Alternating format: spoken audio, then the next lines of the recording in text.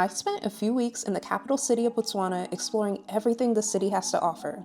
Last time, I went over all the shopping malls we visited while we were there. In this video, I'll be reviewing and rating all of the restaurants that we went to.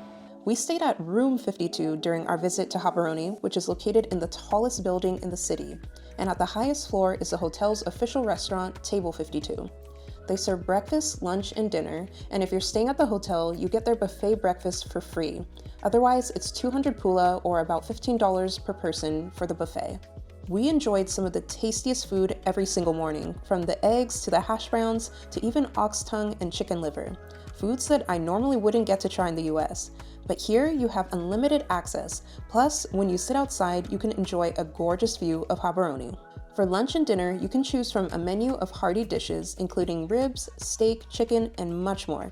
The food here is so tasty, and the prices aren't bad at all, especially with this being a high-end restaurant. They have a bunch of cocktails as well, including your typical piña colada, which I got a couple times. It's a great place to come and celebrate a birthday, have a good meal, some drinks, and most of all, to enjoy the rooftop view. Overall, I'd rate this restaurant a 9 out of 10. The food is really good and I love the views, but I just wish that they had a few more food options for lunch and dinner. Next is Sip and Grill. Now, this restaurant is just a 2-minute walk from room 52, so we went here almost all the time. They're open for lunch and dinner, and it's a great spot for Lebanese food, but overall, the menu is very versatile. Let me show you everything I ordered here. If you want to try the Lebanese food, I highly recommend the beef shawarma main dish. The way they cook the beef makes it so juicy and flavorful. You can also get a side, so I recommend the French fries, or chips as they call them here. By far my favorite dish here was the hummus with meat. I lost count of the amount of times we ordered this one. If you combine all the flavors into a little wrap, it tastes divine. As far as other kind of food, our waiter also convinced me to get fajitas at one point, and they were absolutely delicious. Better than some Mexican restaurants I've been to, which is crazy. I also love this shrimp and chips dish. I don't know what spices they use, but Botswana cooks just know how to elevate taste like no one else. I'd also try the peri-peri half chicken. Again, the spices are on point. You can also get dishes more on the healthy side, like this salmon with veggies. As for alcohol, they have a lot of options. You can get cocktails, but to keep the price low, we ordered a bottle, and my favorite by far was this Simon 6 sparkling wine. We had this almost every time we came to the restaurant. As for the atmosphere, I noticed a lot of businessmen come here around lunchtime, and for dinner, you have a lot of people come here to watch soccer on the flat screen. Overall, I give this restaurant a 10 out of 10. Next, we have the Pond. This is also about a 2-minute walk from room 52 at Magobe Plaza, and as far as decor, this place looks gorgeous. If you care about aesthetics at all, or places that are Instagrammable, this is the restaurant for you. This is the front of the restaurant, but we sat in the back because they had a fan there, and this place is huge. Here they have a bar and club sections, and overall just plenty of places to sit, but let's get to the food. Like many other restaurants, the menu is full of Western dishes. You can get pasta, burgers, steak, pizza, and a bunch of other food. We started with the peri-peri wings and chips, which were spicy but very tasty. I ordered the espetada, which is a Portuguese dish of a beef skewer that hangs on a metal hook, and it comes with some veggies. It was good, but a lot of food. My mom ordered the steak with veggies, and she said it was okay. Overall, I'd rate this restaurant a 7.5 out of 10. I love the decor, and I thought the food was pretty decent, but it just wasn't the best that we've had so far. There was also an issue with the sound level of the music. So they had a DJ there, and he was playing pretty good music, but sometimes the volume would just randomly shoot up out of nowhere to like a deafening level, and so that really disrupted the dining experience, but it wasn't enough to keep us from going back. We ended up going back again for around lunchtime, so I would probably still go again for dinner and just give it another chance. The Daily Grind was one of my favorite places to eat at in Gaborone. We came here for breakfast with no idea of what to expect, and we were blown away. Similar to the Pond, the aesthetic is very cute. I loved all of the colorful pictures they had on the wall. And the vibe here overall was so surreal. I know most cities in Africa, especially like Gaborone, are already pretty modern, but this restaurant really did feel like a place I would go to in the United States or Europe. It's just very Western, but there were some things that were kind of different. yeah, the menu is pretty similar to anything that we would see in the US. Only thing is we can't have alcohol. They don't serve alcohol before noon. So yeah, they had mimosas and everything, but I guess it's just like a rule, or maybe like you need a special license in order to serve alcohol before noon. So yeah, no morning mimosas, but they have a bunch of other really nice items on the menu. So I just ordered a mango smoothie and my mom got some coffee. The menu had all of your typical Western favorites like eggs and toast, fried chicken and waffles, pancakes, and even a Mexican breakfast bowl. We ordered the smoked salmon, the Turkish eggs, and the berry cheesecake French toast, and everything was 10 out of 10. Some of the most delicious breakfasts I've ever had. I've never gobbled down food that fast. I don't think you can go wrong ordering anything here, but I highly recommend those 3 dishes. I also got this mango almond smoothie, which was good and tasted very healthy. Now, there's one more thing that you should probably know about this restaurant. It didn't change my opinion of how good the restaurant was, but it might be a no-go for you. We visited Botswana in November, December, which is about their summertime, so it gets really hot, there are a lot of flies, and at most restaurants that we went to, we kind of just toughed it out. But at the Daily Grind, it seemed like they were using some kind of pesticide like on their surfaces, like the tables, maybe the walls. And so when we would look on the ground sometimes, we would see some flies had like collapsed, or they were like spinning around or twitching. And so that was effectively killing them. But it didn't make for a very nice sight to see while you're eating. Honestly, it didn't really bug me, and I would for sure go back, but just something to know. Doppio Zero was another one of my favorite restaurants. This one is located in the Fields Mall, which makes it relatively new, and once again, I love the aesthetic here. But let's get to the food. Doppio Zero's menu is very diverse, but there is a small emphasis on Italian food, like pasta, wings, calamari, and pizza. They also have a tapas section. For lunch and dinner, I highly recommend their pizza, especially this one with chorizo. It was very spicy, but it was so good. I also got their shrimp and fries. They smother it with this savory sauce, which completely elevates the taste. You can also come here for breakfast or brunch. We only did this once on our last day, but I would for sure come back again for breakfast. As far as drinks, you can get your usual cocktails, wine, and champagne. But I regularly ordered their African ginger soda, and it was amazing. Overall, I'd give Doppio Zero a solid 10 out of 10. I mentioned Bukhara in my last video about Botswana shopping malls, and this place is top 3 for me. It's located inside Airport Junction Mall, also a relatively new restaurant. They specialize in Middle Eastern and Indian food primarily, so lots of sauce, spices, and of course, flavor. My cousin says this is her favorite restaurant, so she took my mom and I here, and I completely understand why. We started with these chicken lollipops, and the flavor was out of this world, especially with the savory green sauce they provided. We then ordered some Indian food, some tikka masala with garlic naan bread. So delicious. But the most surprising thing about Bukhara were the festivities. So, you know when you go to a restaurant and it's your birthday, you tell the server that, and so they gather all the staff and they sing a little song for you. So Bukhara does something similar, except they do a little dance in like a conga line, and they actually dance with you if you have some kind of special event like a birthday or graduation. So that's pretty normal. But what I wasn't ready for was just how many times they would do this within the 2-hour period that we were dining at Bukhara. I'm not exaggerating when I say they got up to do that dance no less than 8 times. I counted. I'm not exaggerating at all. To be totally fair, my cousin told us it was graduation season, so there was a lot of cause for celebration. But I highly doubt everybody over the course of the 2 hours we were there was there for a special event. But the servers just kept coming out to dance. I even started feeling a little left out, so I told them it was my birthday so they could dance with me. And they didn't disappoint.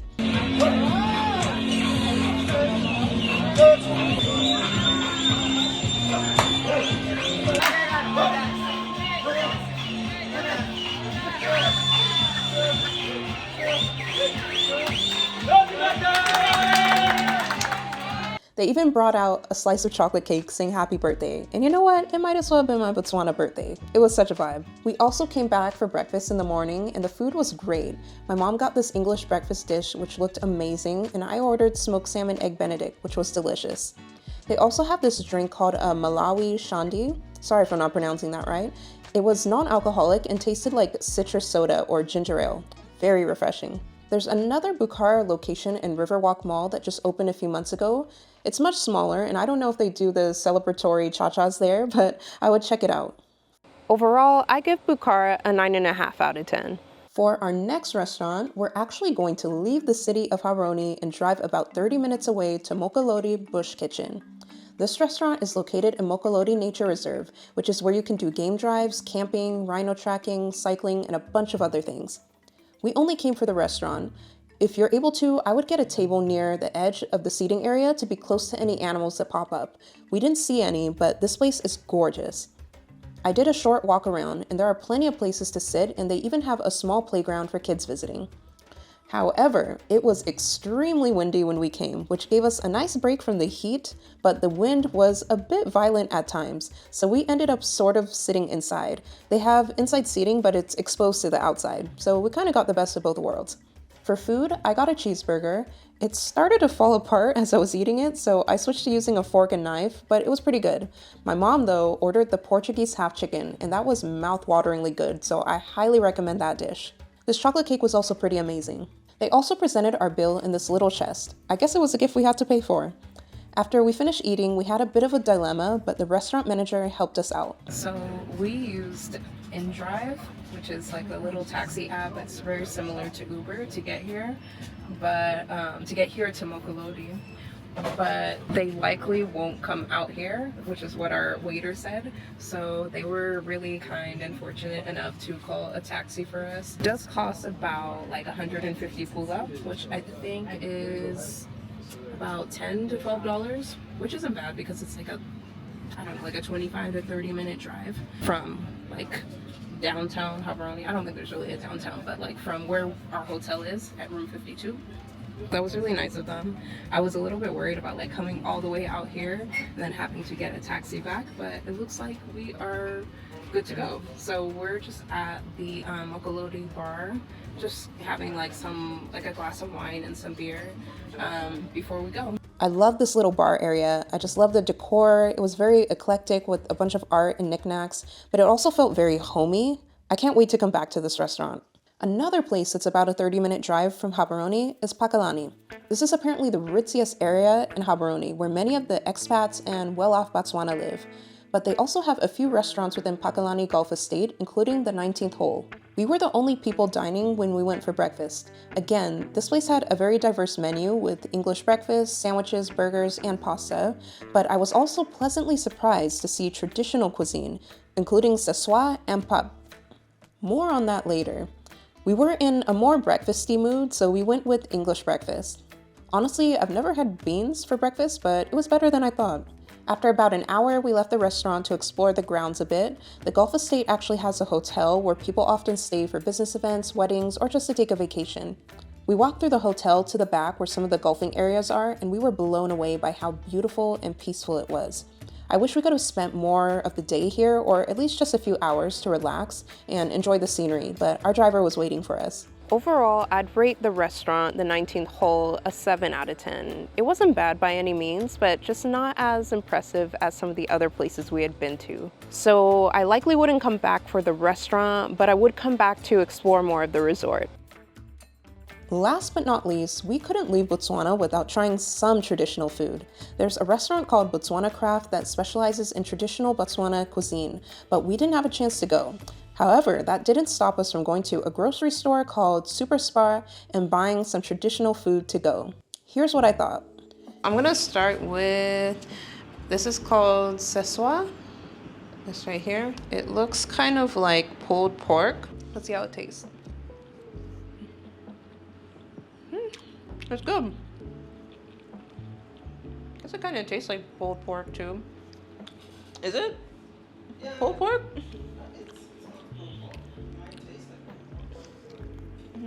Well, she says it's not pulled pork, but it does taste really good.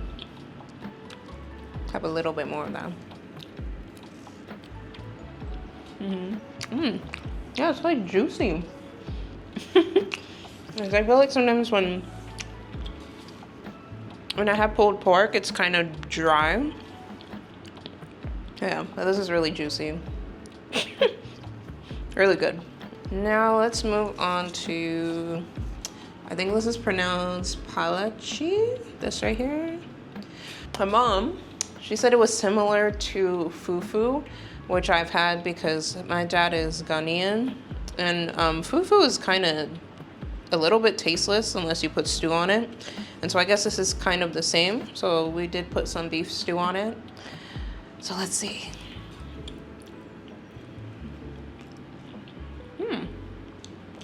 I actually really like that. I think I like this more than I like fufu. That's actually really good. I'm gonna try it with some of this as well.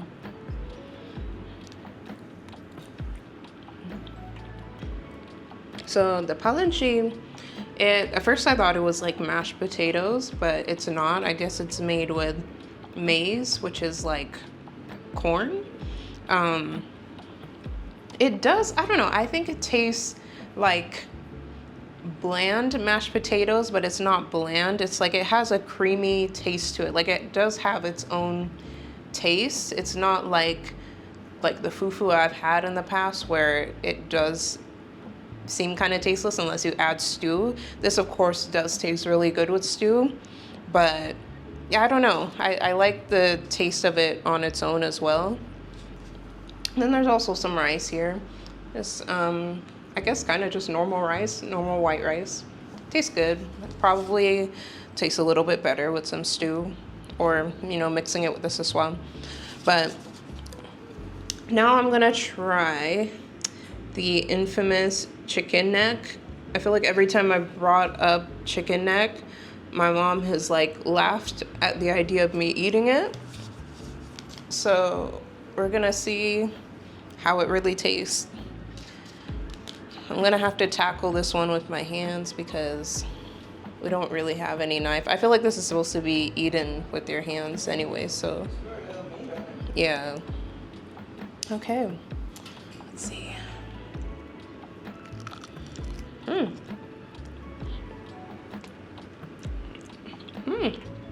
that's good. It's like a very chewy chicken wing, but it's really good. I mean, especially with like the sauce that they have here. There's very little meat on it. Like if you see, it's like a very thin layer of meat, but it is very good.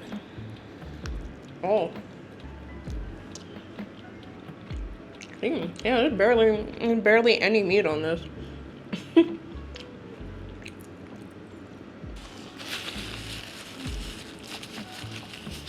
Well, all in all, I actually loved everything I had. I mean, I had a feeling it was gonna be pretty good just when I saw it in the store, but yeah, there's just a lot of flavor. It does taste very like home cooked.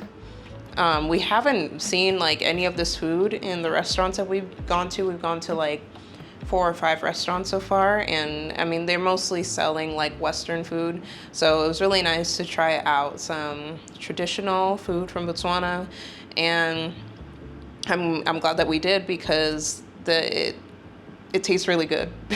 And so I'm hoping we get a chance to try out more food like this, and also maybe try out some traditional Botswana restaurants. I don't know, but yeah, this is really tasty. Loved it. Definitely want some more. So now I'm about to dig in, and I'm gonna turn the camera off because yeah, it might get a little messy. Here's my ultimate ranking of all the restaurants we went to.